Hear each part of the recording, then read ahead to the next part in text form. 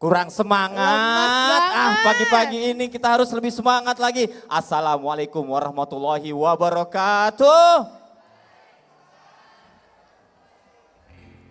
Kita minta semangatnya dulu, Cila. Itu dia, Kita kita minta tes semangat dulu dulu. ya. Ya, jadi kita punya jargon kalau misalkan kita tanya SIW 2025 jawabannya adalah action. Oke, SIW 2025. Angkat tangannya SIW 2025. Oke, luar biasa, boleh kita ada tepuk tangan untuk kita musiknya juga. semua. Mantap. Oke, di sini terlihat ada pasukan berbaju hijau ya. Dari mana itu? Dari mana? Boleh ada yang satu yang bisa mewakili dari mana? Kok malu-malu? Langsung pada nunduk semua dong. Coba. Langsung pada nunduk semua Dari dong mana ya. berdiri dan keluarkan suara dan semangatmu? Ini harus disamperin emang orang-orangnya. Dari mana? Hah? Ummul Qura. Ummul Quran dari mana itu? Ummul Qura. Jawa Barat? Ummul Qura tuh di mana? Oh, Ummul Oh, Qura di Bogor ya. Oh, di Bogor. Ummul Selamat Qura. datang, terima kasih telah hadir di Teater Main Hall Bursa Efek Indonesia. Dalam acara Syariah Investment Week 2025. Dan tentunya Mantap. kami juga ingin mengucapkan selamat datang untuk teman-teman yang telah bergabung di virtual secara online. Ya, betul sekali teman-teman yang ada di virtual. Selamat pagi tentunya. Saat lagi kita akan segera memulai rangkaian. Ini hari ketiga, hari terakhir, hari puncak atau acara puncak di Syariah Investment Week 2025. Betul sekali, namun sebelum kita memulai seluruh rangkaian acara, seperti biasa kami ingin mengucapkan selamat kepada para pemenang undian Door Prize. Yeay! Di hari kedua sesi kedua kemarin dan pemenangnya adalah nama-nama berikut ini. Nah ini pemenang dari, bisa lihat di situ, bisa lihat di atas. Oke, ini pemenang dari hari kemarin yang beruntung mendapatkan door prize. Kami ucapkan terima kasih kepada PT Mirai Aset Sekuritas. Dan kami ucapkan terima kasih kepada Asosiasi Fintech Syariah Indonesia atau AFSI. PT Mandiri Sekuritas. Dan juga terima kasih kepada PT Korea Investment and Sekuritas Indonesia. Dan terima kasih kepada Bank BCA Syariah. Selanjutnya terima kasih juga dari PT MNC Sekuritas. Dan berikut nama-nama pemenangnya. Ya, selamat sekali lagi. Mungkin Anda salah satunya berada di urutan nama-nama email yang beruntung kali ini mendapatkan door prize. Ini pengundian untuk yang hadir di hari kemarin. Selanjutnya juga kami ucapkan terima kasih kepada Shalendra Capital. Dan terima kasih juga kami ucapkan kepada PT Pintraco Sekuritas.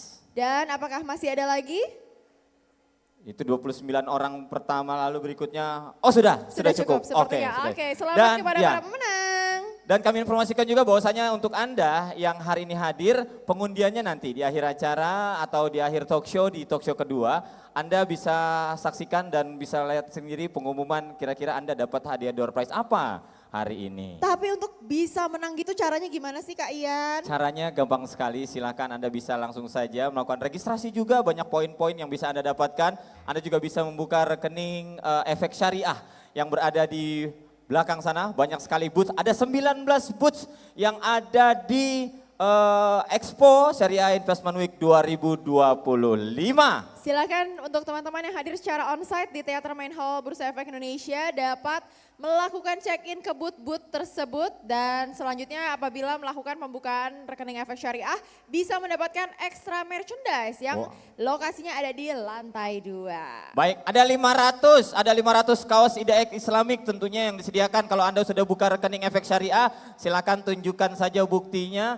Anda langsung menuju ke booth untuk Anda bisa tukarkan dengan kaos IDX Islamik. Satu lagi pengingat dari kita adalah jangan lupa untuk mengisi survei. Caranya dengan login di website SIW, klik garis 3 di pojok kanan atas dan pilih menu survei. Yeay. Mudah sekali dan seperti halnya kita pagi hari ini, ya, kita juga akan melakukan sebuah hal yang mudah yang membakar semangat semuanya. Untuk itu kembali seperti biasa kita undang semuanya untuk mohon bangkit berdiri. Sebelum kita mulai kita berdiri dulu semuanya, silakan kita berdiri semuanya. Silakan taruh aja barang-barangnya di kursi, nggak apa-apa. Teng teng teng.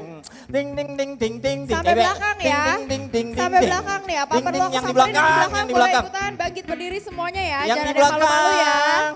Oke. Oke. Ding ding ding. Cak ding ding ding ding ding. Ding ding ding ding ding dang.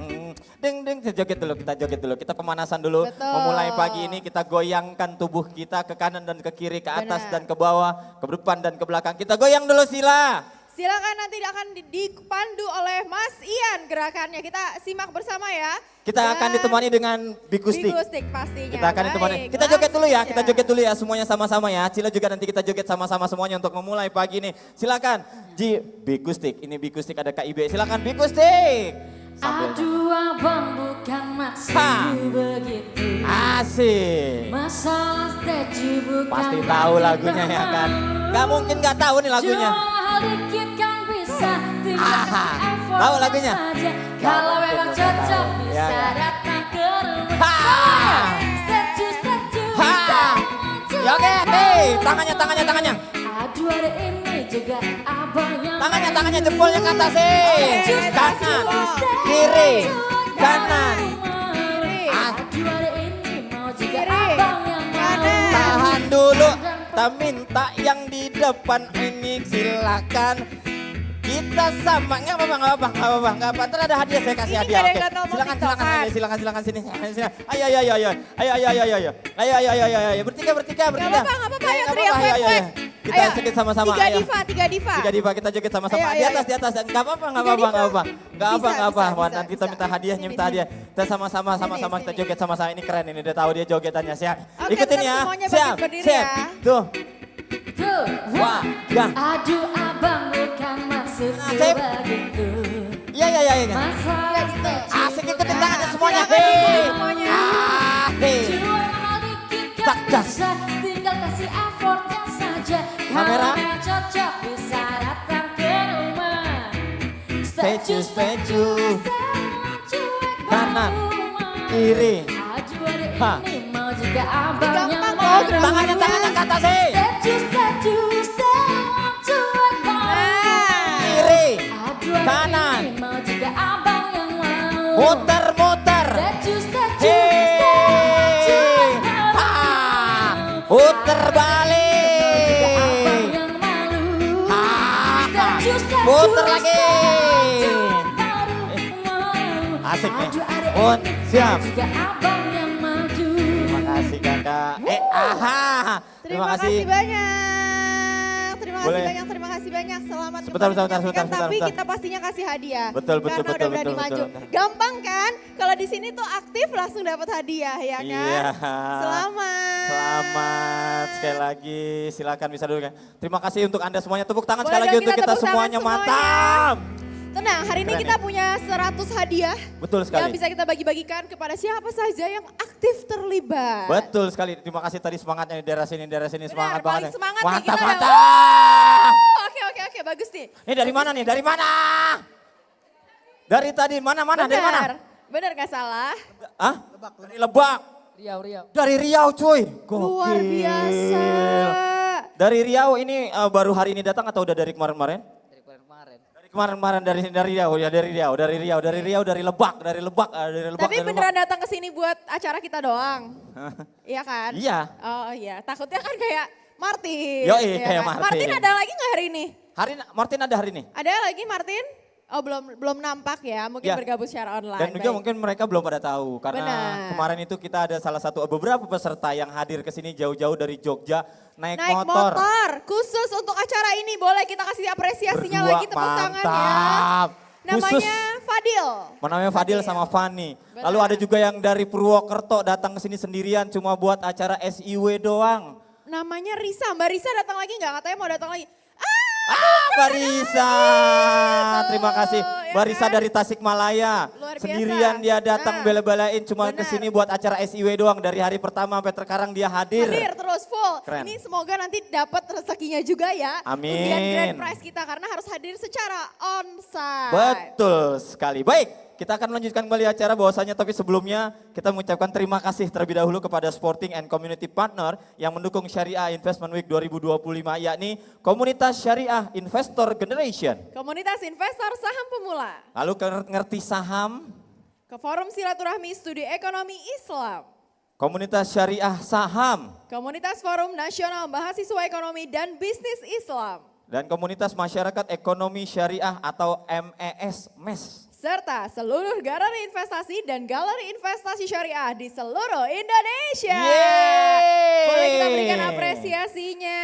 Dan juga buat teman-teman yang offline yang saat ini berada di Online. di online tentunya, yang di online, yang di virtual, jangan lupa untuk Anda bisa melakukan login dan juga check-in pada menu conference hall di website SIW untuk bisa mengikuti undian door prize.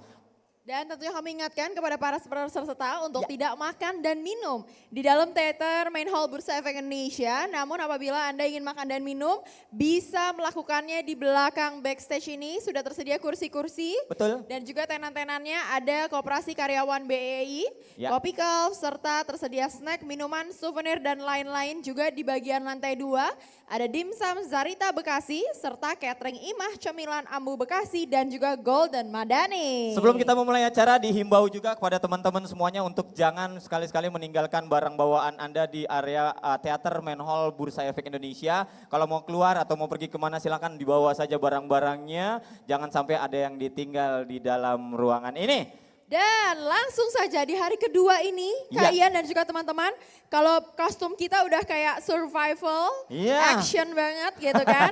Kita akan mengangkat tema The Hunger Games. Boleh kita tepuk tangan bersama siapa yang hunger untuk mencari cuan? Betul sekali. Ya kan? Setiap harinya SIW ini punya tema sendiri-sendiri dengan tema film masing-masing. Kali ini temanya Hunger Games. Ini gubahan dari atau saduran dari film The Hunger Games yang mengingatkan kita bahwa perjuangan hidup saat ini bukan lagi soal masalah panah memanah, bukan masalah untuk jebakan, tapi saat ini melainkan menghadapi ketatnya waktu dan juga tekanan finansial, pilihan-pilihan sulit dan juga tantangan kehidupan sehari-hari. Pastinya sangat relate dengan teman-teman yang ada di sini karena kita diburu waktu karena musuh utama ataupun salah satu cara untuk Ya. memenangkan game dari investasi adalah waktu.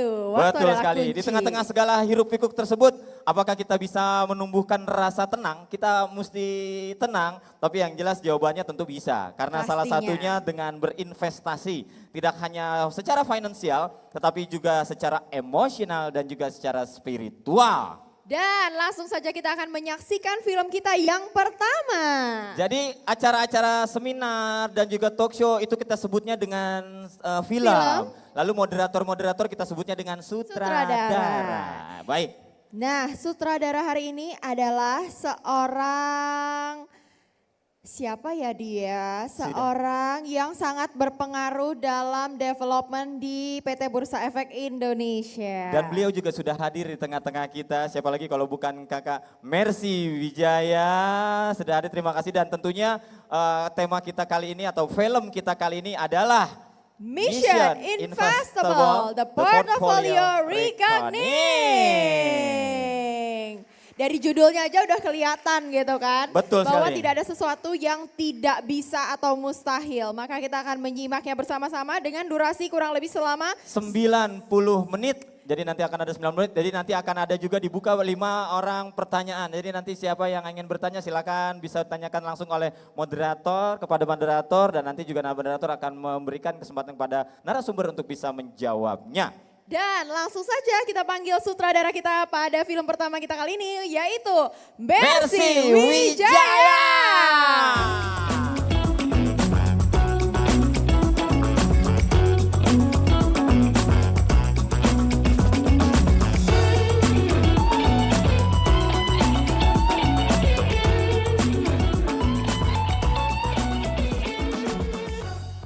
Assalamualaikum warahmatullahi wabarakatuh. Selamat pagi semuanya. Terima kasih untuk hadir di pagi hari ini. Ini luar biasa sekali ya Sobat IDX Islamic. Biasanya mungkin weekend-weekend istirahat di rumah atau jalan-jalan. Tapi di sini kita berkumpul bersama-sama untuk menjalankan misi yang penting. Mungkin udah ada yang nonton Mission Impossible? Ada yang udah nonton Mission Impossible? Belum ada. Nah, mungkin kalau udah ada yang nonton Mission Impossible, biasanya kita nonton Tom Cruise ya, menjalankan misi untuk menyelamatkan dunia. Kali ini kita ingin membahas misi yang penting juga, yaitu untuk bisa merencanakan keuangan kita secara pribadi dan juga untuk memilih investasi yang tepat. sesuai dengan kebutuhan dan juga tujuan keuangan kita masing-masing, tentunya sesuai dengan prinsip-prinsip syariah. Oleh karena itu hari ini saya tidak akan sendiri, saya akan ditemani oleh ketiga panelis kita yang luar biasa. Boleh tepuk tangannya untuk ketiga panelis kita yang luar biasa. Dan langsung saja kita akan undang panelis yang pertama merupakan Independent Financial Planner sejak tahun 2020. Please welcome Mas Harika Jody. Mas Jody silakan bergabung.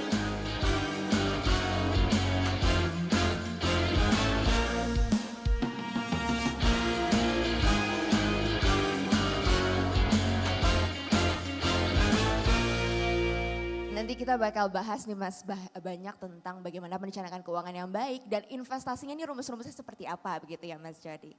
Nah selanjutnya juga telah hadir perwakilan dari Bursa Efek Indonesia. Sudah hadir Mbak Cici, boleh tepuk tangannya buat Mbak Cici. Please welcome Mbak Cici.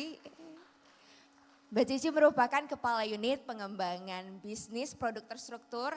Thank you Mbak untuk gabung bersama dengan kita. Nanti kita akan banyak bahas produk-produk investasi apa yang bisa digunakan sebagai instrumen investasi di pasar modal syariah. Dan last but not least sudah hadir juga influencer dan juga halal lifestyle entusias yang akan membagikan pengalamannya berinvestasi di pasar modal syariah. Please tepuk tangannya untuk Mas Anca. Welcome Mas Anca.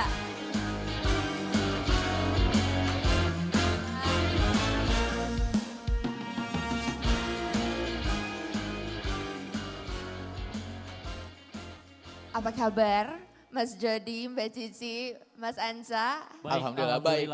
Luar biasa. Sesuai tema kita Mas, kita mau bahas misi penting nih untuk kita masing-masing ya Mas untuk bisa merencanakan keuangan dan berinvestasi.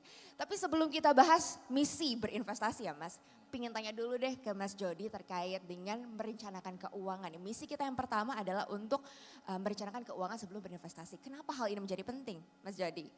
Ya, terima kasih Mbak Mercy dan juga teman-teman semuanya ya. Kita boleh sapa ya Mbak ya. Boleh, Assalamualaikum silakan. warahmatullahi wabarakatuh teman-teman. Waalaikumsalam. Mana suaranya yang di atas?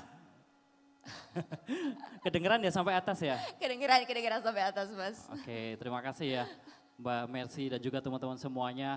Kalau tadi pertanyaannya langsung itu benar-benar ini ya, kita udah benar-benar langsung masuk pembahasan acara. Langsung masuk banget ya Mbak. Nggak apa-apa ya? Gak apa-apa Mas, Ya, kita siap. langsung. Udah pemanasan tadi mungkin ya. Jadi kalau dari pengalaman selama ini Mbak, kebetulan saya menjadi praktisi itu perencana keuangan ya teman-teman terkait dengan keuangan syariah. Nah kebanyakan teman-teman selama ini itu memang kita kadang-kadang mengalami yang paling berat tantangannya adalah konsistensi Mbak Mercy. Makanya itu kita benar-benar perlu perencanaan keuangan dari basicnya seperti apa sebelum kita berinvestasi. Jadi benar-benar nanti outputnya tujuannya itu teman-teman ketahui, teman-teman bisa memanfaatkan pasar modal syariah sebagai kendaraannya. Produknya banyak banget nanti akan dijelaskan juga sama Bu Cici. Dan tentunya dari tujuan tadi kita bisa mengetahui bagaimana kita mengatur keuangan secara lebih baik. Misalkan contohnya kalau misalkan saya pribadi nih sebagai seorang bapak, tentunya tujuan keuangannya nggak jauh-jauh dari dana pendidikan anak Mbak. Oke. Apalagi sekarang sekolah mahal-mahal ya teman-teman ya. SD Biasa aja banget, kebetulan Mas, saya ya. di Jogja teman-teman. SD aja udah ada yang uang masuknya sampai 40 juta. Oke. Dengan UMR Jogja 2,4 juta. Oke, ini luar biasa ya Mas ya. Luar biasa. Sekarang inflasi. Jadi benar-benar kan. kita mengusahakan itu dana pendidikan, kemudian ada dana pensiun juga. Nah kalau itu kita nggak bisa basicnya mengatur keuangan dengan step to step, nah nantinya akhirnya investasi cuman sekedar lewat. Oke. Atau FOMO ya mungkin Yes. kalau anak-anak sekarang ya. Betul. FOMO kemudian saya invest sekali, beli saham, udah ditinggal. Oke. Udah nggak pernah di follow up, nggak pernah dievaluasi. Dan yang terutama nggak pernah di top up. Jadinya pengennya nanti makin lama menggelembung ya nggak bisa. Ya. Makanya benar-benar ini proses yang panjang Mbak dan alhamdulillah kami memang bergeraknya di masyarakat sampai ke bawah-bawah sehingga saya pegang klien personal Ya. dan nanti dari situ kita bisa mendampingi sih. sampai mereka tercapai tujuan keuangannya. Baik, berarti yang paling penting sekarang ini tujuan keuangan kita masing-masing itu apa Mas Iya, Jody gitu betul. ya. Kalau tujuan keuangan saya untuk nonton konser, bisa nggak ya Mas Jody seperti itu? Bisa banget, bisa banget. Karena kalau nonton konser, teman-teman nanti bisa cek ini konsernya jangka pendek, menengah atau panjang. Oke. Biasanya seperti itu. Ada yang suka BTS di sini? BTS? Yang suka BTS atau Ada. Blackpink? Ada, karena habis apa? Oh itu tuh kayaknya di belakang tuh Mas tadi. Habis keluar apa Mbak? Wamil ya teman-teman ya? Wamil, Iya. betul. Kebetulan istri soalnya ARMY. Army, oke. Jadi Iya. kalau mau nonton konsernya kan bisa di breakdown kira-kira Iya. berapa lama lagi dia Yes. mau ke sini atau misalkan minimal ke negara tetangga, teman-teman bisa rencanakan dari sekarang nabungnya di mana. Ya. Misalkan jangka pendek mungkin selain saham syariah kan ada reksadana syariah, Betul. kemudian ada indeks juga ETF syariah, Nah, ada sukuk juga di luar sana dan lain sebagainya. Pokoknya semuanya saya review, saya rekomendasikan yang instrumen syariah. wah ini udah sedikit di-spill sama Mas Jody. Tadi ada beberapa instrumen keuangan yang bisa untuk berinvestasi gitu ya Mbak Cici. Sekarang izin ke Mbak Cici, kira-kira ada produk apa saja sih yang bisa digunakan untuk berinvestasi syariah Mbak Cici? Oke baik, terima kasih Mbak Messi. Perkenalan dulu ya Bapak Ibu ya, saya Cici dari Bursa, saya memang handle di produk gitu ya. Jadi ngobrolin terkait produk sama teman-teman ini relate banget gitu ya. Nah kalau dari sisi produk syariah sendiri sebenarnya di Bursa ini sudah cukup banyak gitu ya. Tergantung kita maunya orientasinya seperti tadi Mas Jody bilang ya, pendek, menengah atau panjang gitu ya. Ada teman-teman mungkin sudah sangat familiar sama yang namanya reksadana syariah gitu ya, itu sudah sangat umum, lewat e-commerce aja kita udah bisa beli gitu ya. Dan itu memang kalau di breakdown produknya ada macam-macam lagi, ada yang pasar uang syariah gitu ya, itu untuk jangka pendek. Kemudian ada yang reksadana yang berisi sukuk syariah gitu ya, biasanya untuk jangka menengah panjang. Kemudian ada lagi reksadana saham syariah, orientasinya lebih jangka panjang gitu ya, karena cukup dinamis. Kemudian ada lagi selain reksadana ada produk ETF syariah. ETF syariah itu sebenarnya apa? Mirip seperti reksadana secara struktur ya. Jadi nggak ada beda, struktur sama ETF sama reksadana itu sama persis. Bedanya adalah kalau reksadana kita belinya di melalui manajer investasi atau melalui anggota istilahnya agen penjual apert gitu ya. Tapi kalau ETF syariah kita belinya di bursa, jauh lebih mudah lagi. Jadi teman-teman nih biasanya udah pada punya akun syariah di SOTS gitu ya. Nah itu bisa langsung beli sebenarnya ETF syariah, tinggal cari yang kodenya X, biasanya itu adalah ETF gitu ya. Kemudian ETF syariah ini juga kalau yang di bursa saat ini ada yang ETF saham syariahnya gitu ya. Jadi reksadana syariah udah ada sahamnya, kemudian ETF syariah juga berbasis saham juga ada gitu ya. Seperti yang tadi Mas Jody bilang juga ada yang namanya sukuk atau surat berharga negara gitu, itu juga bisa jadi pilihan. Dan kalau untuk di ETF sendiri sebenarnya ETF itu seperti creative solution di pasar modal. Sebenarnya semua jenis efek itu bisa dijadikan underlying ETF gitu. Nah yang mau kita kembangin nanti ini agak menarik nih gitu ya di Indonesia. Jadi nanti selain ada ETF saham syariah, kita juga akan ada ETF emas. Wow. Yang pastinya kita harapkan bisa mendapatkan fatwa syariah juga ya. Ini nanti bisa jadi tools yang sangat menarik juga buat teman-teman. Kapan lagi berinvestasi di emas lewat pasar modal aja. Nggak usah lagi lewat platform atau beli fisik. Nanti diculik orang gitu ya kalau kita beli di mana, di salah satu agen penjualnya misalnya kita datang begitu beli pulang-pulang kitanya yang diculik gitu ya karena megang emas gitu ya. Nah itu salah satu beberapa pilihan gitu ya bisa dieksplor sama investor-investor syariah untuk masuk ke pasar modal dan masuk ke perencanaan keuangan tersebut sesuai dengan tujuannya masing-masing. Ternyata cukup banyak produk-produk syariah yang bisa dipilih gitu ya untuk berinvestasi sesuai dengan tujuannya masing-masing. Tadi sudah dijelaskan kenapa merencanakan keuangan itu penting, harus konsisten dan ada tujuannya begitu ya Mas. Lalu ada produk-produknya. Nah sekarang mungkin aku pengen dengar sharing dari Mas Anca. Iya. Ketika pertama kali nih berpikir untuk merencanakan keuangan, mulai investasi apa sih tantangannya Mas? Ceritanya seperti apa sih waktu itu Mas? Oke, sebelumnya perkenalkan diri. Assalamualaikum warahmatullahi wabarakatuh. Waalaikumsalam. Mungkin saya sebenarnya basicnya adalah sebagai foodies. Foodies, Foodies oke. dan yang mengedukasi untuk makanan halal. Jadi mungkin ada teman-teman yang misalnya belum follow saya, boleh silakan di Instagram anca.id. Saya banyak mengedukasi mengenai makanan halal. Tapi ketika saya makin belajar ternyata nggak hanya makanan aja Mbak yang harus halal. Keuangan kita, investasi kita itu harus halal. Tapi sebelum masuk ke investasi syariah yang perlu kita benahin dulu adalah keuangan kita pribadi. Jadi karena untuk investasi itu intinya kita harus sudah selesai dulu dengan keuangan kita. Udah ada dana darurat, investasi itu uang dingin dan kita tahu cash flow keuangan kita pribadi. Nah bagaimana akhirnya saya terjun awalnya di investasi syariah? Frankly speaking saya baru paham banget mengenai investasi syariah saham ini 3 tahun belakangan ini. Oke. Karena apa ya, literasi kita terhadap keuangan ini sedikit banget. Selama ini misalnya kita mau cuma pahamnya kayak ada reksadana syariah, kemudian ada sukuk. Tapi ketika orang berbicara mengenai saham syariah selalu dibilang, wah riba.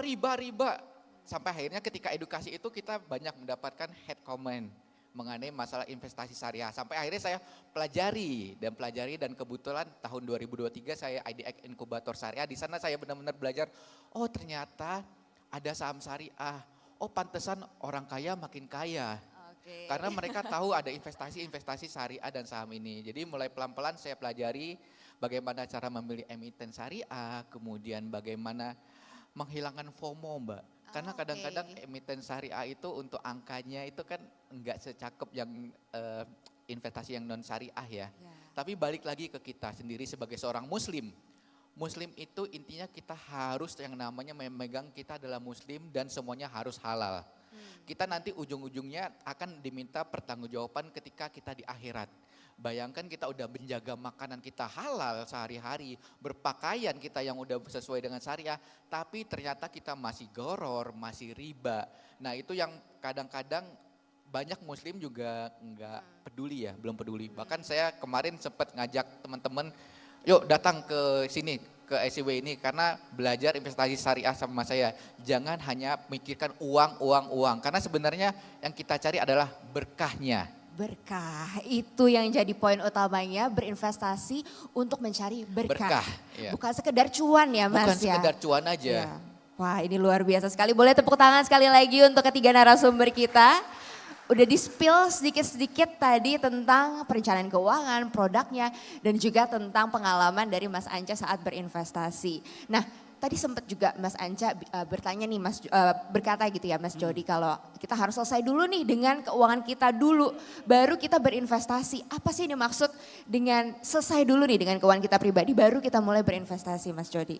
Iya, sebenarnya menarik banget yang disampaikan Mas Anca juga terkait berkah ya. Karena Berkah, selama ya. saya proses kita handle klien dan lain sebagainya, memang sebenarnya yang kita tuju itu kalau keuangan syariah selain keberkahannya itu ketenangannya sebenarnya. Betul, Apalagi betul. di usia-usia kayak kita ya, bentar lagi usia mendekati dewasa akhir.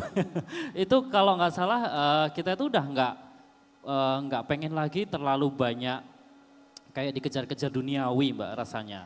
Makanya sebenarnya yang kita pengen, kenapa sih pakai syariah harus berkah? Karena dengan situ ternyata janjinya Allah itu adalah ketenangan. Dan ketenangan itu kan sekarang mahal banget gitu loh. Di dunia yang penuh hiruk pikuk dari dalam negeri sampai luar negeri gitu. Kayaknya kita pakai syariah itu entah kenapa ya tenang gitu loh. Karena nggak ada unsur ribawinya tadi. Sama yang paling penting adalah kalau kita udah berkahnya dapat, tenangnya dapat, itu kayaknya jalannya dimudahkan.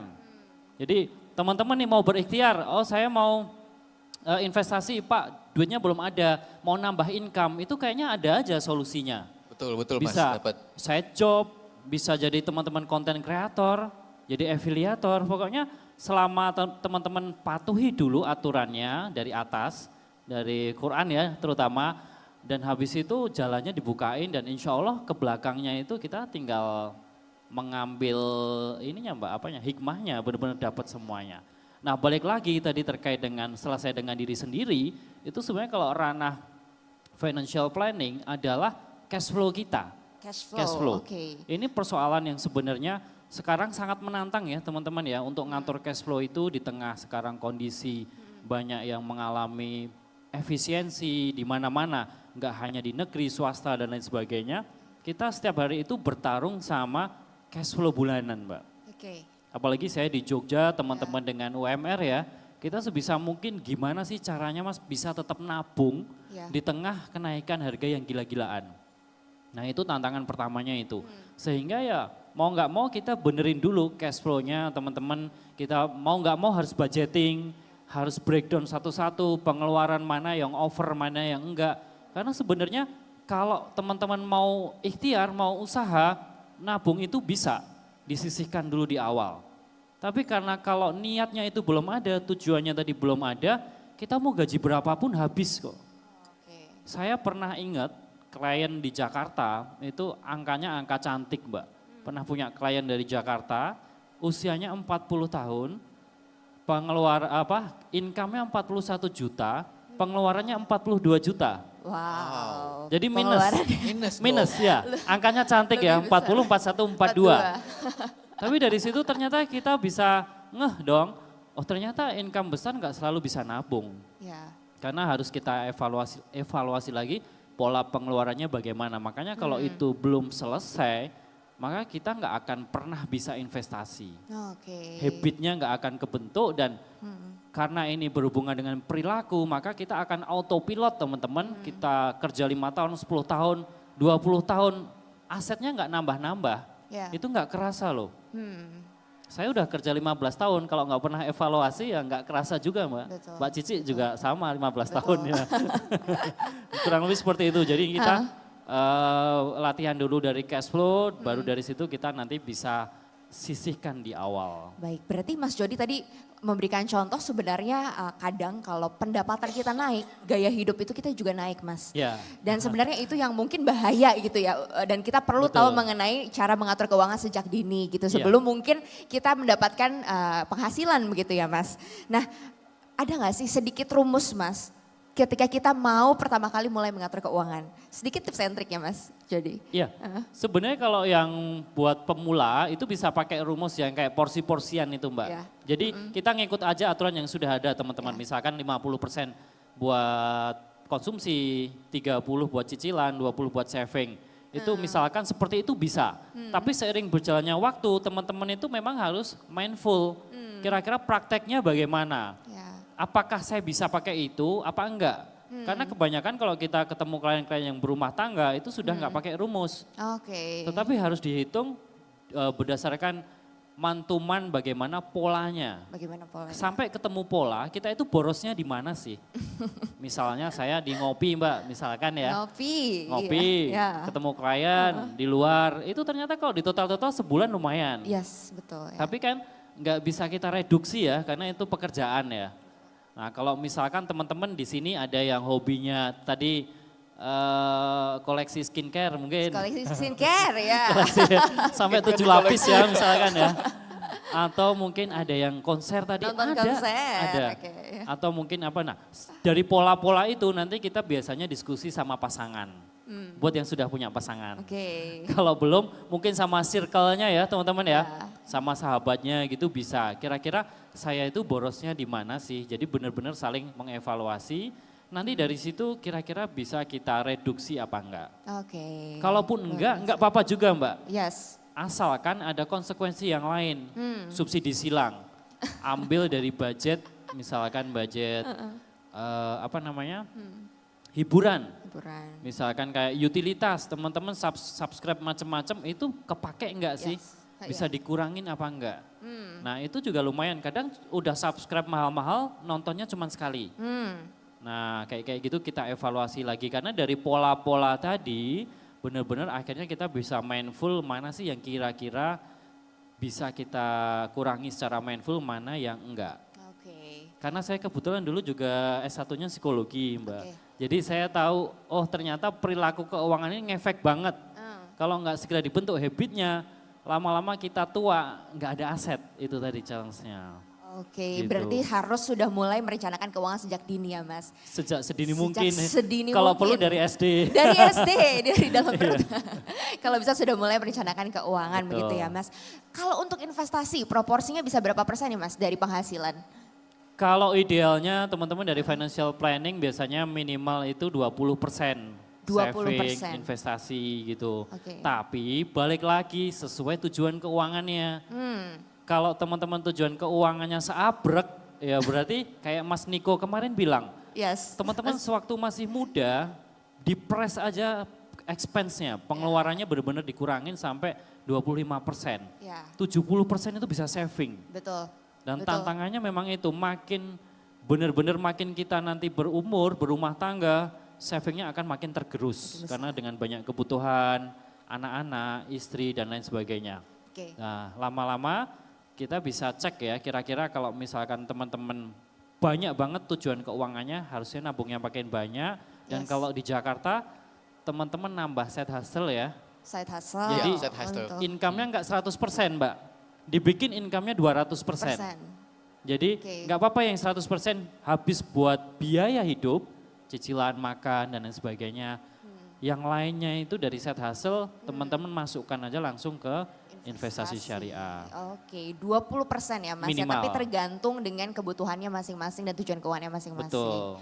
Oke, nah mungkin izin juga nih Mbak Cici, kalau misalkan tadi Mas Jody juga udah bilang at least 20% lah ya kita investasi.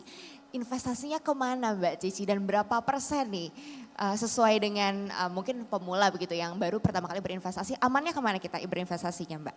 Oke, jadi balik lagi ya, kalau misalnya kita mau berinvestasi ke suatu produk, kita ngelihat dulu ke diri sendiri sebenarnya. Profil risikonya seperti apa gitu ya, itu yang paling pertama. Karena apa, itu akan menentukan jenis produk apa sih yang bisa kita pilih gitu ya. Karena mau jangka pendek, jangka panjang, jangka menengah, itu semua pilihan produknya itu karakteristiknya macam-macam. Ada yang resiko tinggi, ada yang resiko menengah, ada yang resikonya juga rendah gitu ya. Jadi dibalikin lagi, kita sebenarnya nih karakteristiknya kemana. Makanya biasanya kalau teman-teman itu buka rekening di SOTS itu pasti ada pemetaan profil risiko dulu kan. Ya. Kira-kira moderate, konservatif atau memang apa ya, satu lagi levelnya yang agresif, betul. Jadi kalau misalnya sudah dipetakan di situ, oh saya seneng nih sama adrenalin gitu ya, saya suka bungee jumping misalnya, saya nggak masalah, deg-degan terus setiap hari gitu ya. Oke, berarti profilnya adalah resikonya yang agresif gitu. Dengan Agresif, demikian ketika kita milih produk itu juga bisa disesuaikan. Ya. Mau misalnya investasi jangka pendek di RDPU misalnya gitu ya, atau di reksadana syariah atau ETF syariah tapi ditradingkan itu juga bisa gitu ya, tapi disesuaikan pastinya kan dengan karakteristik risiko kita gitu. Kalau misalnya mau jangka menengah, masuknya mau ke sukuk boleh gitu ya, atau misalnya mau ke ETF nanti emas atau enggak atau emas fisiknya gitu ya, atau produk yang lain gitu ya. Tapi selama disesuaikan dengan profil risiko kita, seharusnya akan lebih memudahkan buat kita untuk memanage gitu ya. Karena kan misalnya nih anak udah mau SMP 5 tahun lagi gitu. Saya masukinnya, saya mau yang jangkanya agak panjang gitu ya. Tapi saya nggak tahu, saya itu sebenarnya risk averse. Jadi orang yang tidak terlalu suka risiko, saya masuk aja ke saham syariah gitu ya. Kemudian mendelang dia mau bayar sekolah, sahamnya lagi begini, apa nggak stres gitu kan? Nah, untuk menghindari hal yang seperti itu, kenali dulu diri sendiri seperti apa gitu. Baru kita lihat jangka kebutuhannya dan baru masuk ke pilihan produknya gitu. Itu sih Kalau kira-kira. investasi yang paling rendah resikonya Mbak Cici serta manfaatnya, nah itu apa Mbak Cici? Kalau yang paling rendah risikonya secara umum pastinya kalau yang basisnya deposito syariah berarti kan RDPU gitu ya, atau biasanya surat berharga yang memang jatuh temponya di bawah 1 tahun. Itu bawah biasanya 1 tahun. masuk ke RDPU syariah gitu ya. RDPU. Itu biasanya untuk kayak tahun depan deh mau masuk sekolah, ya masuknya ke situ, udah jangan diutik-utik lagi gitu ya. Kemudian kalau jangkanya masih 4-5 tahun ke depan gitu. Kan sekarang banyak sukuk tabungan, misalnya jangkanya 2 tahun, 4 tahun kemudian cair gitu. Itu bisa disesuaikan tuh, Oke. masuk ke situ gitu. Kalau misalnya atau logam mulia juga bisa gitu ya. Atau kalau misalnya jangkanya agak panjang, masih 10 tahun, 15 tahun lagi, pilihannya jauh lebih banyak pastinya. Oke. Ada saham syariah gitu ya. Kemudian ada ETF yang berbasis saham syariah juga bisa gitu ya. Kemudian ada lagi yang emas atau ETF emas nantinya gitu. Jadi memang bisa kita lihat kebutuhannya sesuai dengan jangka waktu tersebut. Dengan jangka waktu tersebut. Nah, terima kasih nih Mbak Cici sudah dijelaskan resiko-resikonya ketika berinvestasi yang mana yang rendah, mana yang tinggi begitu ya. Nah, kalau Mas Anca, Mas, Iya. gimana nih waktu awal berinvestasi, pilihan instrumen investasinya seperti apa Mas Anca? Balik lagi kepada tujuan. Tujuan saya sebenarnya pengen financial freedom. Maksudnya financial freedom itu saya pengen hidup dari dividen. Oke. Jadi berarti ketika saya memilih, saya akhirnya mendapatkan, profil saya adalah sebagai investor. Sebagai investor artinya saya benar-benar mencari emiten atau memilih saham itu adalah yang dia membagi dividen yang besar dan dia ini bisa jangka panjang. Jadi misal 10 tahun, jadi berarti ini secara yield-nya bagus, kemudian dividennya bagus juga. Tapi intinya saya tidak hanya berinvest di satu saja. Saya juga selain itu ada surat berharga SBN juga. Kenapa saya ambil SBN? Karena kan SBN itu lumayan relatif aman. Dan kita bisa mendapatkan yang kupon. Kupon itu kita bisa dapatkan kuponnya bulanan. Dari kupon bulanan itu hasilnya saya belikan saham. Jadi intinya uangnya akan muter ngegulung sampai akhirnya ya udah sampai akhirnya saya mendapatkan tujuan akhir saya seperti apa. Dan menariknya seperti yang tadi Mas Jody bilang bahwa untuk Jakarta ini kita sebenarnya gampang banget mendapatkan side hustle. Saya sehari-hari juga sebagai seorang karyawan, jadi untuk gaji itu benar-benar untuk daily activity, bayar SPP, bayar sekolah anak dan lain. Nah untuk investasi saya benar-benar akhirnya bagaimana supaya investasi saya gede. Akhirnya sebagai seorang content creator kita akan mendapatkan income ya. Kita mendapatkan endorsement dan lain-lain. Mungkin uangnya kecil, tapi kalau uang kecil itu kita gulung pelan-pelan lama-lama ngegulungnya gede juga. Nah memang saya selalu pakai patokan berinvestasilah jangan dalam satu keranjang telur. Jadi ibaratnya ketika kalau satu telur itu keranjang jatuh semua, hancur semua. Akhirnya saya pilih di beberapa instrumen dan mungkin kalau masuk ke tipenya saya masuk yang moderat. Tapi kadang-kadang Mbak menarik juga. Kan ada untuk yang namanya saham ini ada kayak kasus kemarin tiba-tiba sahamnya lagi diskon nih. Lagi diskon ya itu mungkin bagi beberapa orang yang dia sebagai trader ya yang mereka mencari uang dari daily activity bagi mereka waduh bahaya. Nah bagi kita sebagai investor itu saatnya kita beli. Saatnya kita beli karena kita ibaratnya mungkin selama ini untuk saham harga per lembarnya kemarin misalnya 5.000. Tapi ketika diskon harga per lembar itu sempat sampai 2.000-an. Jadi kita benar-benar saatnya beli. Tapi sayangnya pas kayak gitu dana freshnya kadang-kadang kurang. Karena intinya kalau yang untuk kita yang menggunakan SOTS syariah, kita tuh nggak bisa meminjam dari sekuritas. Kalau yang untuk non syariah mereka bisa meminjamkan uang. Nah jadi di sana perlunya banget untuk kita itu menyimpan uang di RDN, rekening dana nasabahnya tersebut. Jadi ketika suatu saat ada saham yang lagi diskon, saatnya beli. Tapi dengan tujuan bahwa saya adalah investor jangka panjang, bukan yang untuk trading. Wah, luar biasa sharingnya Mas Anca, thank you. Tadi kita sudah dengerin beberapa insight dari Mas Jody, Mbak Cici dan juga Mas Anca. Mungkin dari teman-teman di sini ada yang ingin bertanya langsung kepada narasumber. Oke, kayak udah sudah ada 3 penanya. Mungkin kakaknya dulu yang pakai baju hitam di depan, nanti Mbak yang di belakang, lalu kakak yang pakai baju batik. Yes, boleh mungkin mikrofonnya, minta bantuannya.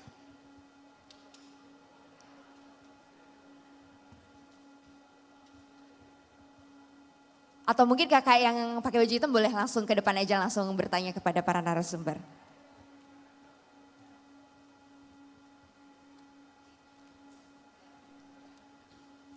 Baik, terima kasih. Dengan Mas siapa? Dari mana Mas? Dan untuk siapa Perkenalkan nama pertanyaannya? saya Muhammad Ramdan Pratama dari Bekasi.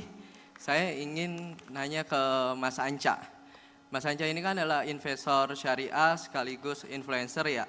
Nah, ada nggak sih Mas Anca ini ketertarikan dengan investasi di namanya cryptocurrency di Bitcoin. Pernah nggak ada ketertarikan untuk melihat atau belajar tentang terutama Bitcoin ya, seperti itu. Ada nggak ketertarikan untuk belajar atau mengenai hal itu? Seperti itu, terima kasih. Terima kasih Mas Muhammad Ramdan atas pertanyaan, nanti kita akan jawab. Untuk penanya berikutnya yang ada di belakang, yes.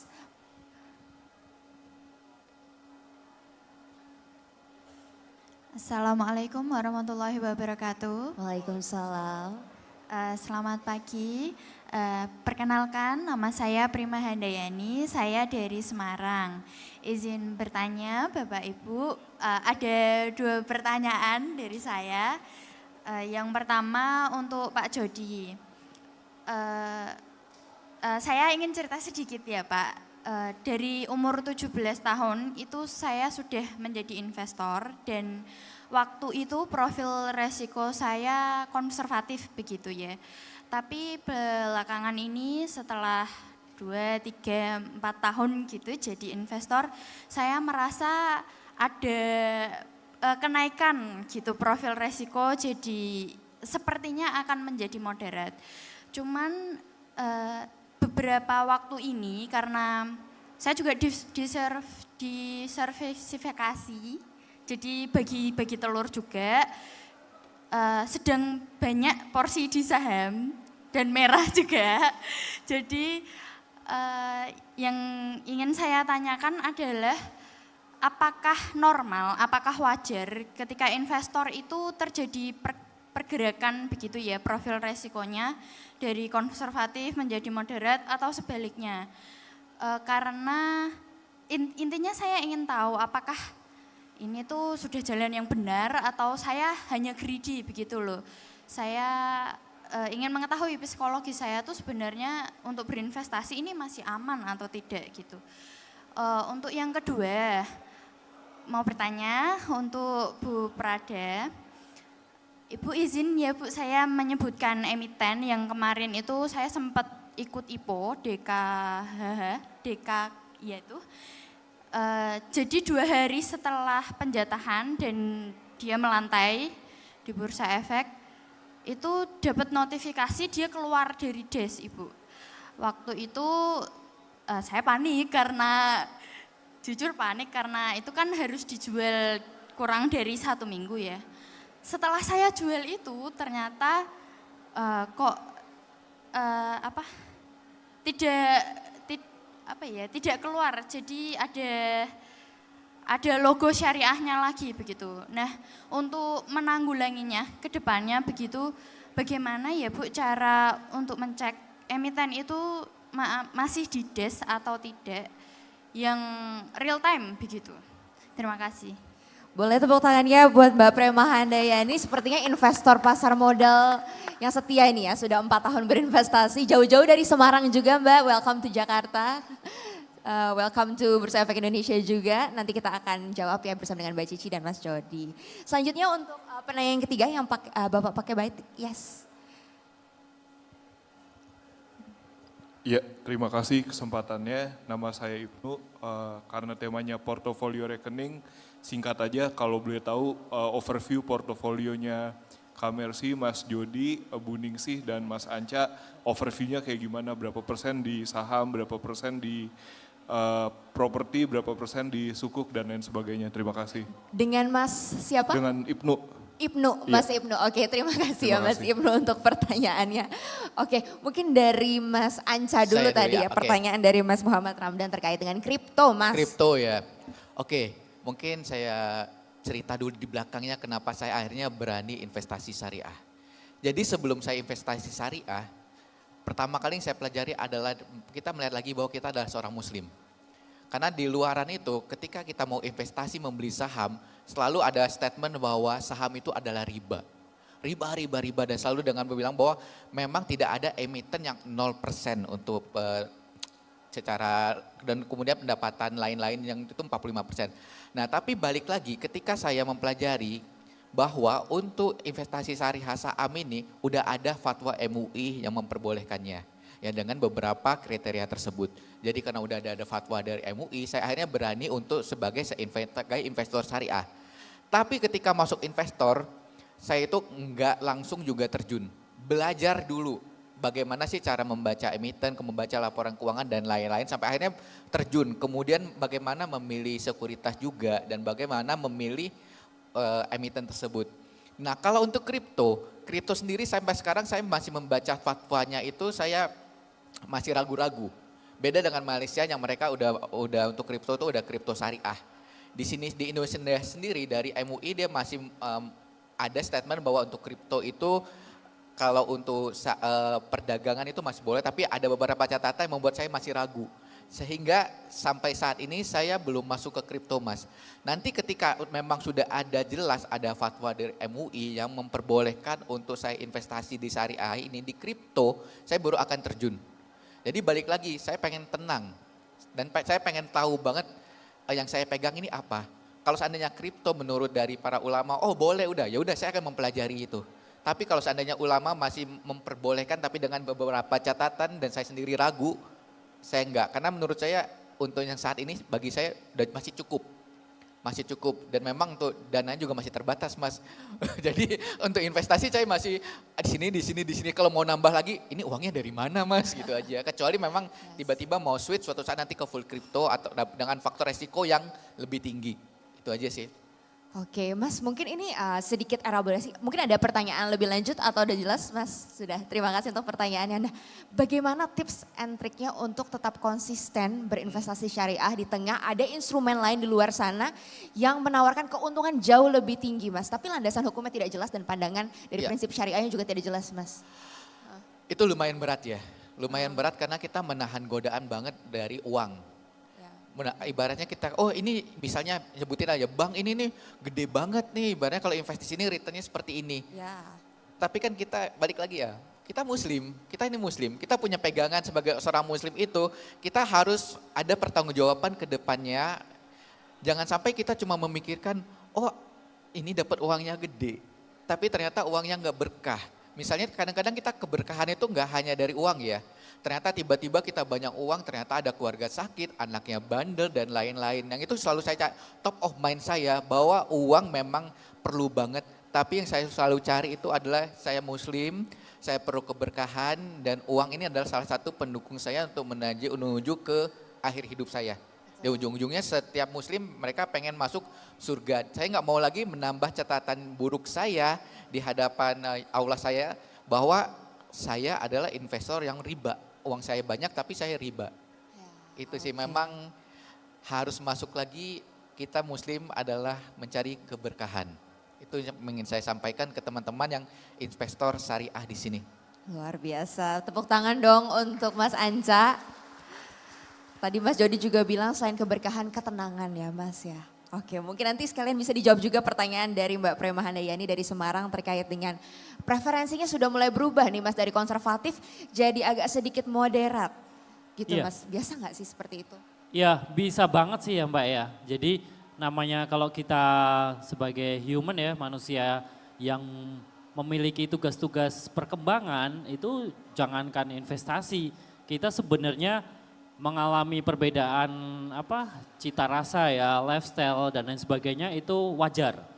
Jadi kalau bisa saya analogikan adalah misalkan kita suka sama selera musik ya, pas kuliah SMA yang gedebuk gitu, kuliah tergantung situasi kalau lagi bad mood itu nyetel Bernadia misalkan atau apa. Nah nanti lama-lama pas udah usia 40-an ganti nasyid misalkan atau apa dan nanti jazz dan lain sebagainya Mbak. Jadi memang kita mengalami yang namanya kalau sebagai manusia dengan tahap-tahap dan tugas perkembangannya memang akan mengalami fase-fase investor yang harusnya merasakan semua. Nah mungkin kalau Mbaknya tadi case-nya kebalik Mbak. Jadi biasanya kalau saya dulu malah pas waktu belum nikah itu agresif. Karena dulu loss misalkan sampai portofolio 20% ya nggak apa-apa. Karena kan ya memang belum ada tujuan keuangan yang benar-benar urgent kayak sekolah anak tahun depan gitu loh. Tapi kalau sekarang kayak Mbak Cici tadi sampaikan tahun depan masuk SD nih Terus saham saya kemarin misalkan pas perang dagang Amerika sama Tiongkok, tahu-tahu minus 20% kan deg-degan juga ya.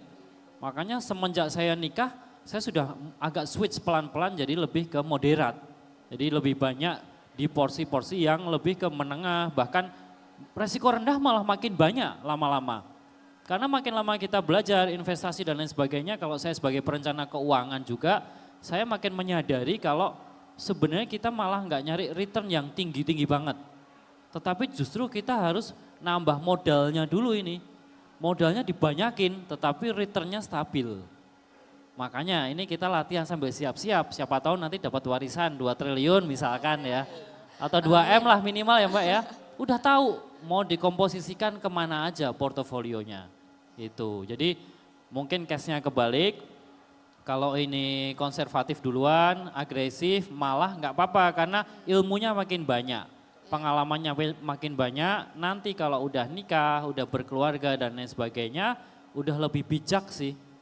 Apalagi umur-umurnya kayak Mbak Prima ya tadi ya, masih melewati middle life crisis juga nanti, umur 25, kadang ada FOMO-FOMOan juga, tujuan-tujuan keuangannya masih suka ngikut temen dan lain sebagainya, jadi memang masih wajar terombang ambing. Tetapi yang paling kita syukurin ternyata udah belajar dari usia 17 tahun, sehingga nanti makin lama kita dititipin rezeki lebih, kita udah siap mengkategorikannya kemana aja. Mungkin itu dulu dari saya, Mbak Mercy. Terima kasih Mbak Prema, sudah jelas? Oke, terima kasih Mas Jody untuk jawabannya. Mungkin Mbak Cici juga tadi pertanyaan dari Mbak Prema juga ya. Bagaimana mengetahui list dari Syariah Online Trading System yang terkini begitu ya Mbak? Iya, baik, terima kasih Mbak Prima. Jadi memang kalau DES itu kan diperbarui secara berkala gitu ya. Pembahasannya juga dilakukan oleh BI bersama dengan OJK dan biasanya setiap ada perubahan DES itu akan ada publikasinya baik dari OJK maupun dari bursa. Dan di sini teman-teman IDX Islamic ini sudah punya tools informasi yang sangat banyak ya. Ada IG-nya IDX Islamic, saya lihat juga semalam ada informasi terkait DES itu juga tiap ada perubahan itu juga ada di situ gitu ya. Jadi itu cara paling gampang sebenarnya. Karena kita paling familiar nyari informasi kan di sosial media ya. Nyari rekomendasi makan aja TikTok dulu lah sebentar gitu kan. Nah itu juga sama gitu. Sosial media juga kita bisa gunakan untuk mencari informasi yang spesifik seperti itu gitu ya. Apalagi kalau misalnya sudah investor syariah, concernnya adalah daftar saham syariah, sudah pasti mainnya ke IG-nya teman-teman di DX Islamic misalnya. Dan ada microsite-nya juga. Di situ informasinya lengkap, pemahaman saya gitu ya. Termasuk misalnya nih kalau DES dia akan keluar dari DES atau sudah keluar dari DES, pada saat perubahan indeks berikutnya, indeks saham syariah itu juga pasti akan keluar kan. Nah itu juga sama, dipublish juga sama teman-teman di IDX Islamic, baik di IG maupun di website gitu. Jadi dan juga di websitenya bursa itu juga ada informasi yang formalnya gitu ya, pengumuman atas perubahan-perubahan tersebut gitu. Jadi informasinya nggak usah jauh-jauh nyari dari mana-mana, cukup buka di websitenya bursa, di microsite-nya IDX Islamic atau di Instagramnya teman-teman IDX Islamic gitu. Jadi itu memudahkan sih menurut saya ya, karena semua informasi terkait investasi syariah, perubahan saham di dalam indeks, perubahan DES dan sebagainya itu ada di situ semua gitu. Itu kira-kira nambahin Mbak. Terima kasih Mbak Cici sudah menjawab pertanyaannya Mbak Prema Handayani. Nah ini terakhir dari Mas Ibnu nih ya, menanyakan portfolio, berapa persen nih portfolionya Mas Anca, Mbak Cici dan juga Mas Jody. Mungkin dari Mas Anca terlebih dahulu Mas. Kalau properti saya nggak invest. Kalau menurut saya properti sekarang itu dia nggak gampang cair dan memang lagi low ya, low banget ibaratnya untuk kita menjual rumah pun sekarang susah banget. Nah saya akhirnya salah satu penyesalan terbesar saya malahan pas itu adalah ketika saya punya uang, saya beli rumah second, rumah yang kedua. Padahal menurut saya nggak terlalu perlu banget rumah tersebut. Saya berpikir seandainya ketika itu saya paham investasi, uang itu saya pindahkan at least ke SBN, saya udah dapat kuponnya lumayan banget.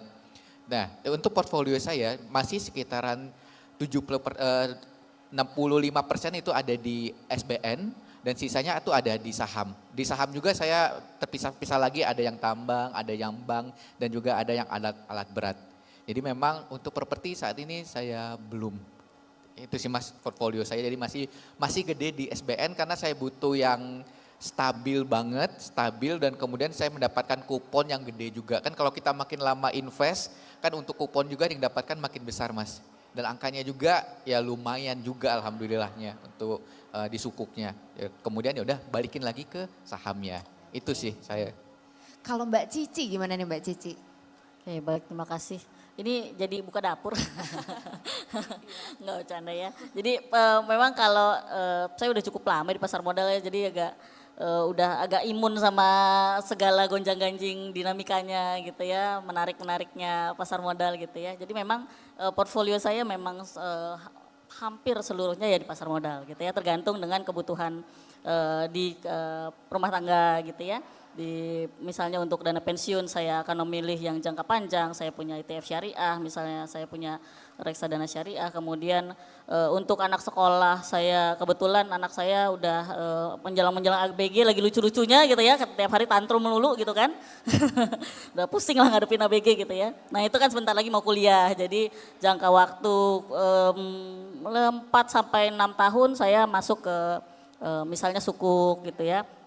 Kemudian ada jangka pendek, misalnya ada anak satu lagi yang mau masuk playgroup gitu ya, atau untuk kebutuhan jangka pendek saya masukin ke RDPU. Jadi memang dan kebetulan karena saya sebenarnya dari sisi resiko juga dibilang agresif juga, ya saya open to anything gitu ya. Jadi nggak yang terlalu terfokus ke satu instrumen gitu. Jadi saya benar-benar sesuaikan dengan kebutuhan saya. Gitu sih kira-kira, termasuk ya properti, emas dan sebagainya ya. Semua masing-masing ada proporsinya, saya sesuaikan dengan kebutuhan masing-masing. Gitu sih gambarannya. Thank you Mbak Cici. Kalau untuk Mas Dodi, apa nih Mas portfolio investasinya? Ya, kalau saya tadi sama yang disampaikan Mas Anca juga, properti itu big no sekarang ya. Bukan karena nggak suka ininya, tetapi memang kemarin saya bikin reels juga, itu sempat viral karena kita jualnya susah dan sekarang itu bubble teman-teman ya. Bahkan kemarin klien saya jual properti 800 juta di Jogja, lakunya 480. Jadi hampir turun sekitar 50%. Itu kena BU ya? Karena BU, salah satunya karena BU ya. Dan karena kemampuan masyarakatnya nggak ada untuk membeli semahal itu ya. Ya sorry, maksudnya kelas menengah itu nanggung banget, kalau beli segitu susah. Tapi kalau propertinya di atas 2M malah lakunya cepat, kadang-kadang seperti itu. Nah jadi dari properti itu kita banyak belajar, memang enggak sih, cuman rumah paling ditempatin aja. Dan kalau nanti ada tambahan pun paling warisan, tanah atau rumah. Jadi kita kelola dari orang tua dan sebenarnya kalaupun nanti dapat juga itu paling kita pindah langsung ke instrumen keuangan pengennya. Nah kalau yang lainnya yang sekarang sudah berjalan secara pribadi, saya sendiri, saya enggak bedanya sama teman-teman, mungkin teman-teman satu tujuan keuangan itu berbeda-beda keranjang tadi, tetapi saya pertujuan keuangan itu satu instrumen atau mungkin lebih dari satu juga ada. Jadi buat memisahkannya biar gampang, misalkan buat pensiun saya itu semuanya di saham syariah. Karena pensiun mungkin masih 20 tahun lagi. Tapi kalau pendidikan saya 2 reksadana sama logam mulia. Jadi dari jangkanya pendek sampai menengah saya kira itu aman ya. Mau dicairkan tahun kapanpun itu bisa. Nah kalau sukuk sendiri sebenarnya lebih ke tujuan keuangan menengah. Misalkan 3 tahun, 5 tahun, misalkan kita mau umroh, kita mau liburan dan lain sebagainya. Satu lagi tadi saham itu selain pensiun juga pelunasan haji Mbak. Itu juga jangka panjang karena masih 17 tahun misalkan. Nah kalau kayak dana darurat, kemudian yang jangkanya di bawah 1 tahun, itu cuman ke RDPU syariah. Cuman satu aja itu. Jadi saya misahnya lebih ke tujuan keuangan masing-masing sehingga pemantauannya pun lebih gampang. Dan ini juga belak-belakan ya, jadi saya satu tujuan keuangan, satu sekuritas. Biar nggak bingung. Oh. Ya. Jadi sekuritas A saya jatah dana pendidikan. Sekuritas B saya jatah dana pensiun.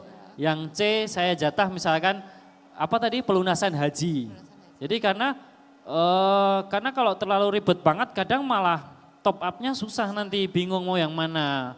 Jadi saya simpelkan seperti itu. Jadi ya nanti kalau dapat rezeki lebih dan lain sebagainya tinggal mana dulu nih yang butuh di top up lebih cepat. Menarik ya, Mbak. salah satu Menarik, tipsnya tuh Mas menarik, Mbak. Anza tadi. Saya baru tahu ternyata satu tujuan tuh bisa satu sekuritas. Satu Selama ini saya sekuritas. satu sekuritas udah tujuan Semuanya. bersama. Tujuan bersama. Gitu Ternyata kurang itu lebihnya. tipsnya. Oke deh, mungkin dari teman-teman online ada pertanyaankah yang bisa disampaikan dan dijawab langsung oleh peserta? Tim panitia mungkin ada? Tidak ada? Oke. Di sini masih ada yang ingin bertanya?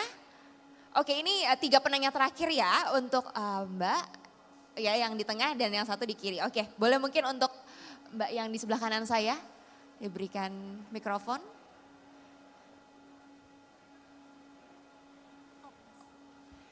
Oke, terima kasih Mbak Mercy atas kesempatannya. Salam kenal, saya Aya. Kebetulan sekarang sudah bekerja, tapi karena masih awal bekerja, jadi income-nya masih pas lah buat hidup sehari-hari. Nah, tadi kan udah diajarin kalau dari income kita itu ada beberapa persentase kayak buat kehidupan pribadi, terus kayak buat 20% itu kayak buat investasi gitu ya. Nah, boleh kasih saran nggak ke ibu-ibu di sini, ibu dan bapak-bapak pembicara, karena kan sudah mengalami masa kerja dan kenaikan income ya, buat kita-kita yang usianya masih muda, apakah better 20% dari income-nya itu langsung kita investasikan aja meskipun nominalnya kecil, atau sebenarnya 20% itu bisa kita gunakan buat naikin skill, belajar dan lain-lain sehingga kita bisa dapat pekerjaan ataupun income yang lebih besar lagi, sehingga nanti ketika kita investasi tuh nominalnya udah cukup lah, kayak kupon hasil returnnya tuh udah ada lah nominalnya, nggak sekecil itu. Gitu, terima kasih. Terima kasih Mbak Anya untuk pertanyaannya. Selanjutnya tadi yang di tengah penanya ya. Silakan. Assalamualaikum warahmatullahi wabarakatuh. Waalaikumsalam. Perkenalkan, nama saya Rima, saya dari Ayuki Bogor. Mau bertanya kepada Ibu Cici mengenai sukuk ya, atau di konvensional biasanya disebut obligasi. Nah, pertanyaannya, apakah sukuk ini benar-benar menjadi alternatif yang setara dengan obligasi konvensional dalam hal likuiditas dan juga risikonya? Baik, terima kasih. Wassalamualaikum warahmatullahi wabarakatuh. Dengan Mbak siapa tadi? Sorry. Rima. Mbak Prima. Rima. Rima. Oke Mbak Rima, terima kasih untuk pertanyaannya terkait dengan obligasi sukuk ya Mbak ya tadi ya. Oke, siap. Selanjutnya tadi ada di sebelah kiri. Oh yes. Banyak pakai kaca. Oke, silakan Mbak. Terima kasih, saya dengan Aulia. Saya ingin bertanya bagaimana cara mengukur tingkat resiko suatu produk investasi, serta bagaimana strategi untuk minimalisir kerugian dalam investasi. Terima kasih. Baik, terima kasih Mbak Rima, bagaimana mengukur tingkat resiko dalam instrumen investasi dan mengurangi kerugiannya begitu ya. Oke, mungkin ini dari mungkin ketiga-tiganya bisa menjawab pertanyaan tersebut ya. Mungkin dari Mas Jody terlebih dahulu menjawab pertanyaan Mbak Anya tadi ketika baru bekerja 20% apakah diinvestasikan atau untuk improve skill Mas? Iya, terima kasih Mbak Anya. Sebenarnya kalau yang dimaksudkan improve tadi menurut saya juga investasi ya.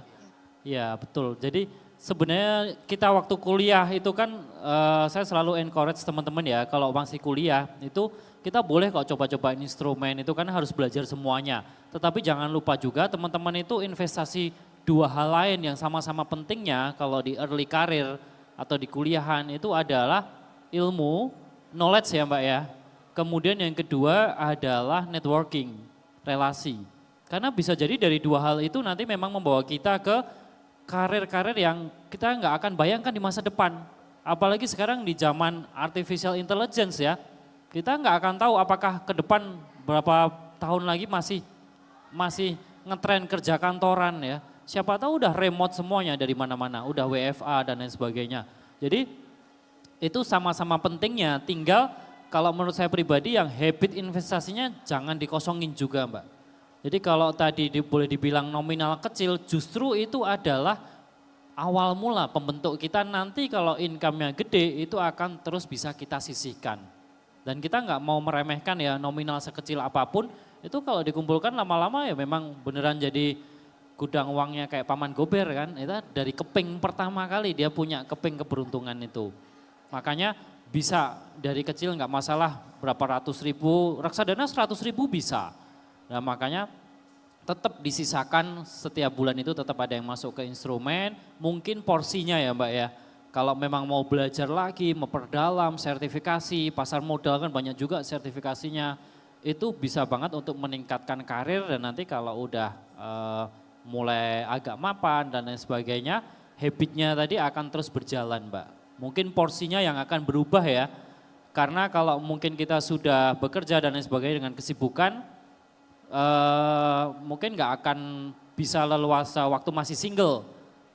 Ibaratnya kita mau kuliah lagi mungkin udah nggak bisa kalau udah punya anak-anak banyak gitu. Tapi mumpung belum nikah dan lain sebagainya kita bisa ngajuin scholarship, beasiswa, sertifikasi dan lain sebagainya. Dan itu kan juga butuh biaya. Tinggal porsinya tadi yang diutak-atik aja, dua-duanya bisa jalan Mbak. Mungkin dari saya itu. Oke, Silahkan teman-teman yang lain. Cukup menjawab ya Mbak ya. Nanti mungkin minta pendapat dari Mbak Cici dan Mas Anca juga. Cuman menjawab pertanyaan yang lain juga Mas terkait dengan tingkat resiko, mengetahui tingkat resiko dalam investasi dan juga mengurangi, meminimalisir kerugian dalam berinvestasi Mas. Kalau mengurangi meminimalisir sebenarnya tadi pakai instrumen aja yang sudah resikonya rendah atau menengah ya Mbak ya. Tetapi kalau untuk mengukur resiko sebenarnya kalau saya sendiri kalau ke klien itu biasanya ada pertanyaan, kira-kira misalkan simpelnya ya dari uang 10 juta itu maksimal Mbak siapa tadi Mbak? Mbak Aulia ya? Mbak Uwi ya, itu maksimal loss itu di angka berapa? Misalkan saya punya uang 10 juta nih, kita ngobrol-ngobrol aja kira-kira maksimal apa ya, kesel atau maksimal galau itu kalau hilang berapa? Ternyata hilangnya maksimal 1 juta Mas, berarti 10%. Gitu ngukurnya. Tapi kalau ada juga ketemu orang yang agresif banget, boleh kok saya masih toleransi sampai 50% bisa. Uang 10 juta, hilang 5 juta pun it's okay nggak masalah. Saya bisa kerja lagi, bisa nyari yang 5 jutanya lagi, nanti saya coba lagi compounding lagi misalkan. Jadi benar-benar ngukurnya dari situ sendiri, dari uang-uang kecil itu akhirnya kita bisa mengukur sejauh mana kita bermain loss. Nah kalau ternyata lossnya 10% kita anggap gede, berarti kita hubungin ke investasi yang ya udah jangan sampai ada merah-merahnya, akhirnya pindah ke reksadana tadi atau suko dan lain sebagainya. Jadi mungkin dari situ Mbak kalau saya. Baik, mengukur tingkat kegalauan ya Mas ya. Iya, keresahan. Relanya hilang berapa nih keresahannya. Iya, keresahan. Hilang berapa. Oke, thank you Mas Jody untuk insight-nya. Mungkin Mbak Cici bisa juga menjawab pertanyaan dari Mbak Rima tadi terkait dengan likuiditas obligasi atau sukuk. Dan tadi ya Mbak mengukur tingkat resiko masing-masing instrumen dan meminimalisir juga.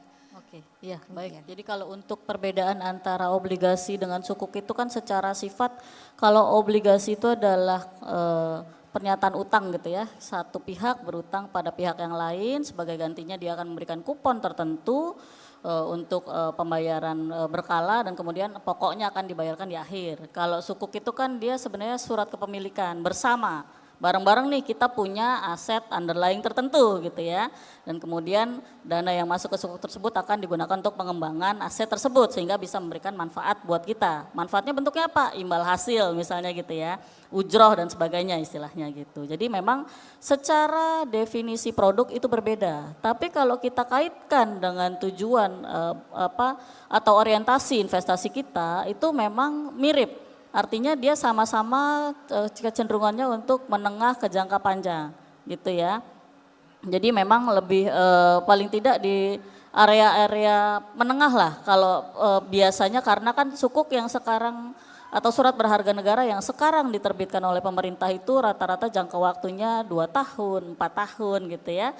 Kalau misalnya kita punya orientasi investasi sekitar ya di tengah-tengah sih 5 tahun 6 tahun masih bisa menggunakan instrumen tersebut gitu. Karena obligasi pun juga ada yang jangka panjang kan, misalnya obligasi FR itu puluhan tahun gitu ya dan sebagainya gitu. Jadi secara sifat, secara definisi produk mungkin berbeda, tapi kalau dikaitkan dengan kebutuhan investasi kita itu penggunaannya sebenarnya fungsinya di jangka waktu yang mirip-mirip. Gitu ya, itu gambarannya. Dan kemudian dari sisi resiko tadi sudah dijelaskan dengan Mas Jody dengan sangat baik juga gitulah. Balik lagi, seberapa kita mampu menanggung resiko tersebut. Pertama makanya kalau investasi diomongin semua orang pasti uang dingin dulu ya, jangan uang dapur. Bahaya besok nggak bisa makan gitu kan. Uang dingin, kalau udah uang dingin artinya kita sudah siap. Uang itu ada, uang itu itu tidak akan mengganggu, ya mengganggu emosi dikit sih gitu ya, tapi tidak akan mengganggu dapur kita gitu kan, anak masih bisa makan, agak kesel-kesel dikit nggak apa-apa gitu ya. Tapi paling tidak jangan sampai itu mengganggu kehidupan kita secara umum gitu kan. Kalau sudah uangnya benar-benar uang dingin, resikonya kan tinggal sebenarnya kita atur seperti tadi Mas Jody bilang. Kalau saya sanggupnya cut loss di 20%, disiplin di situ, 20% cut, walaupun kayaknya besok bakal naik lagi nih gitu kan. Pasti ada, godaan kayak gitu pasti ada. Karena kalau misalnya semua orang bisa tahu pergerakan arah pasar, yang kaya itu udah banyak banget sekarang gitu ya. Tapi naturnya pasar modal adalah banyak faktor yang mempengaruhi kondisi pasar modal sehingga tidak semua opini orang itu bisa berjalan dengan sesuai dengan harapan gitu ya. Kita nebak-nebak buah manggis hari ini naik, nggak taunya turun gitu kan. Walaupun kita sudah punya tools analisa fundamental, misalnya technical dan sebagainya gitu ya. Jadi perlu memang disiplin yang namanya kadar resiko yang bisa kita tanggung seperti apa gitu ya. Kalau misalnya dia dengan uang dingin saya resikonya agresif abis, mau 100% hilang juga bodoh amat gitu ya nggak apa-apa gitu. Tapi jangan sampai dana yang kita punya, orientasi resikonya kita ngikutin orang. Oh teman saya masih sanggup nunggu sampai 30%, saya juga deh, padahal besok belakangnya nangis-nangis, dianya mah ketawa-tawa aja gitu ya, jangan gitu ya. Jadi benar-benar kenalin teman-teman namanya investasi itu buat diri sendiri, buat pengembangan kita, jadi kita harus mengenali kita tuh seperti apa. Itu gambarannya. Oke, terima kasih Mbak Cici untuk penjelasannya. Dan terakhir Mas Anca terkait dengan pertanyaan Mbak Anya yang baru mulai bekerja begitu ya Mas. Mungkin saya balik lagi ke cerita saya sebagai seorang content creator ya. Intinya langkah besar itu dimulai dari langkah yang kecil. Saya mulai dari 0 follower sampai sekarang mendapatkan follower ratusan ribu. Tapi intinya investasi kita tapi tetap harus juga investasi di bagian atas kepala. Ada beberapa yang ke depan, misalnya sekarang ada AI ya, kita harus mulai belajar nih mengenai masalah prompt. Kita nggak tahu apakah suatu saat akan ada yang namanya untuk pekerjaan yang membutuhkan ahli prompter. Dan kemudian selagi masih muda, kerja keras dan cari uang. Kerja keras itu nggak hanya harus kerja kantoran. Teman saya ada yang sebagai just tipper. Just tipper itu kan nggak perlu modal ya, kita perlu hanya trust ke orang aja.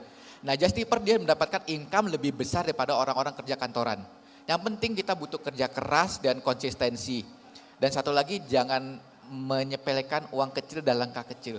Dan jangan hanya memikirkan uang tapi pikirkanlah bagaimana kita bisa meningkatkan skill dan improvement kita. Saya orang kantoran juga. Jadi kalau di kantor itu pengalaman, yang pinter itu belum tentu selalu akan yang ada di atas.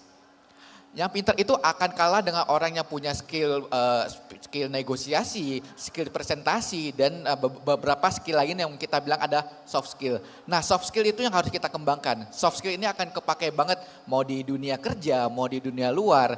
Saya termasuk ketika kreator saya belajar mengenai public speaking, bagaimana cara membuat konten copywriting dan lain-lain. Jadi memang harus disimbangin antara investasi kita di uang dan investasi kita sebagai seorang manusia yang membutuhkan investasi tambahan di akal dan pikiran. Terima kasih. Boleh tepuk tangannya untuk kita semua.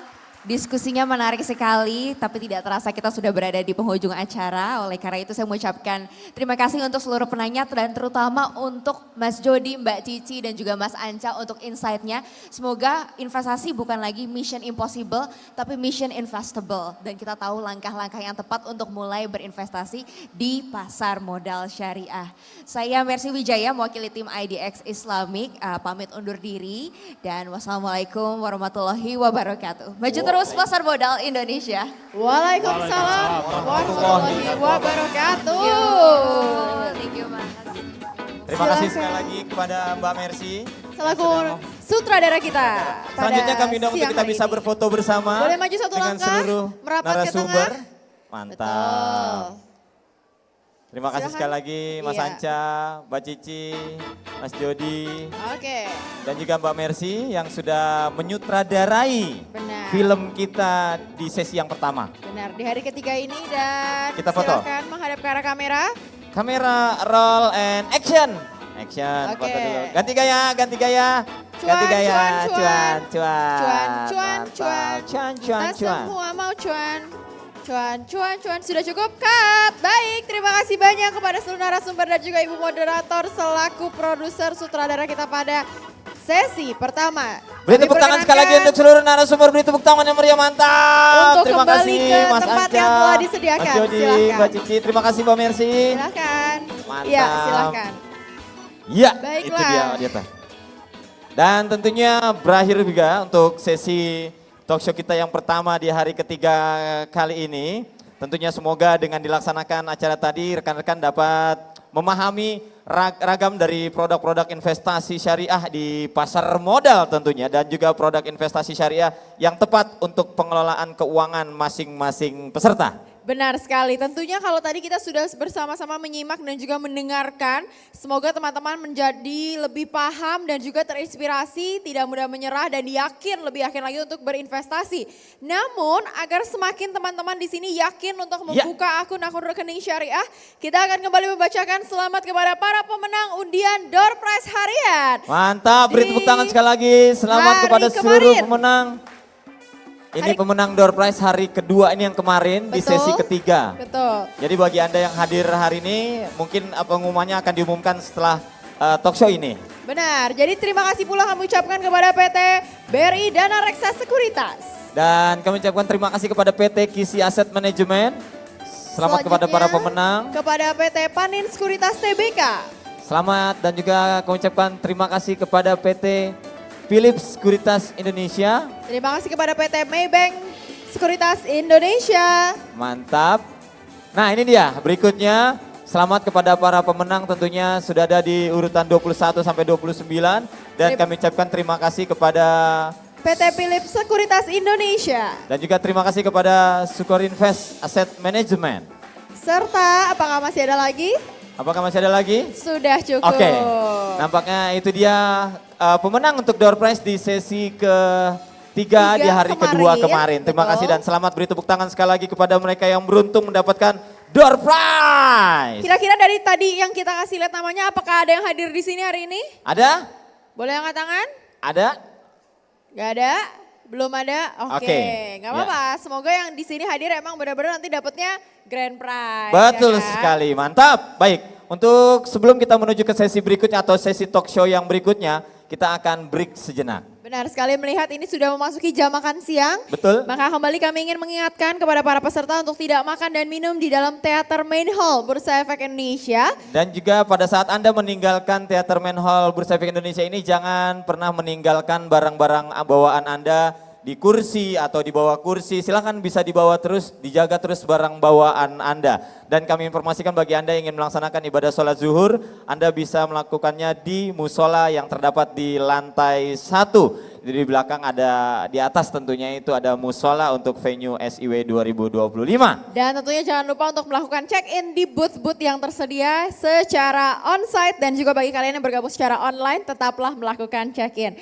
Melihat kita akan kembali pada pukul 13.00 waktu Indonesia bagian Barat alias jam 1 siang. Betul sekali, dan nanti kita ketemu lagi dengan saya Ian. Dan saya Cila, sampai jumpa. Bye-bye.